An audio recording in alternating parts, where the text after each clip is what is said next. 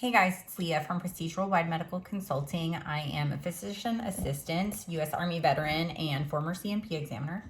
I wanted to come on today and discuss a topic that is kind of important to me, something that I really believe in. This is not medical advice at all. I'm just kind of sharing my thoughts based on my research and things that I've looked at, and that is related to ketamine and the treatment of chronic pain and mental health conditions, right? So many of you may not know that ketamine, which is a medication that it's been used since the 1960s for the treatment, mostly in the ER. It's used to do things like provide anesthesia and sedation for, if somebody has, a dislocation or some kind of injury. It's used in surgeries. It's used to kind of help with some of those procedures to kind of make the patient tolerate them better, right? We use it on the battlefield, in wounded and injured soldiers. But recently, over the past several years, it's been being studied and researched more and more in the treatment of chronic pain and mental health conditions, like I said. In fact, for many veterans and for many people in general, it's something that is actually approved and paid for by insurance. Not in every situation, but in many veterans, it is an approved benefit based on your certain circumstances and your insurance. So it's certainly something that you could research and look into, talk to your healthcare provider about to see if it is an option that is going to work for you. So there are a lot of clinical trials out there that are being conducted with veterans. There's a Strong Star Consortium. I'm not sure if their trial is still going on, but it's here in San Antonio at Fort Sam, and they were gathering evidence to show that it's helpful for veterans, many veterans, right? So it has been known to be very effective in a lot of these clinical trials for the treatment of chronic pain, refractory depression, OCD, PTSD, and it's just groundbreaking, right? And so I have a couple notes here that I'm going to read over.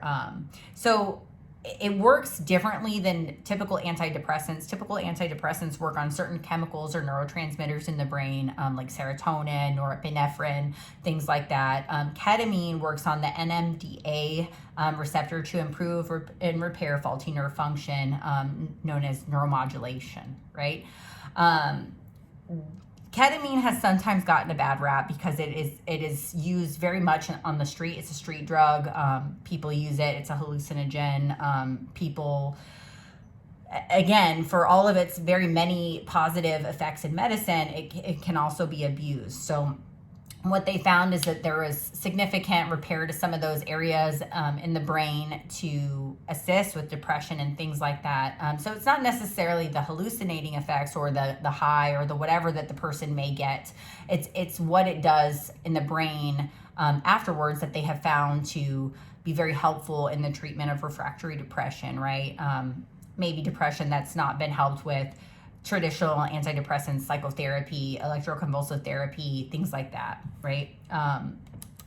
It has to be prescribed by a healthcare provider, but there are many clinics that are in your town that are actively doing this. So not everybody's going to be a candidate for it, but it is something that is out there and available for veterans and for service members even to discuss, right? So it's not super common. I'm not sure that the VA is doing it. I think that they were talking about doing a nasal spray formulation of it, but I assume that down the road it's going to be something that's more commonly and widespread done. I know that TRICARE will approve it in some circumstances.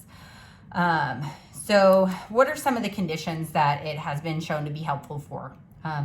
Treatment-resistant depression, bipolar disorder, PTSD, OCD, complex regional pain syndrome or chronic pain syndrome, migraines, neuropathic pain, fibromyalgia, basically at the physician's discretion that you see that is the prescriber for that. So a lot of these places that are available that take insurance will have someone there, whether it's a physician, nurse practitioner, PA, that will screen you to see if you're a good candidate.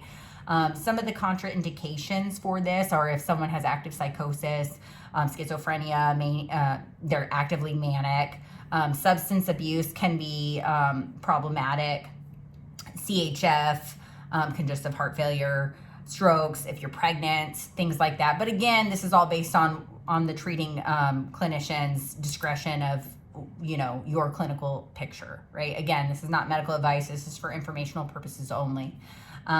Studies have shown that 70 to 80% of people that do these treatments respond well. And symptom improvement can be seen within the first hour of leaving, and usually lasts for several weeks, and occasionally even months, right? So that is pretty much all I wanted to talk about. Let me see if I have anything else on my notes.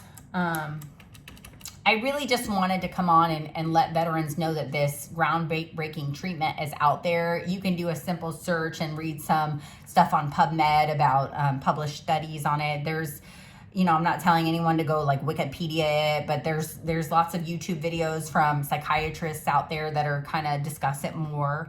Again, it's all based on the individual, and you know, it's just an option out there. So I hope you guys enjoyed this video and you learned something about ketamine and the treatment of refractory depression, anxiety, PTSD, chronic pain, and know that it's an option. All right, well, thanks again, and I will talk to you guys soon. If you have any questions, comments, things that you think would be interesting to talk about in the future, please drop them in the comments and we'll be sure to try to discuss. Okay, thanks.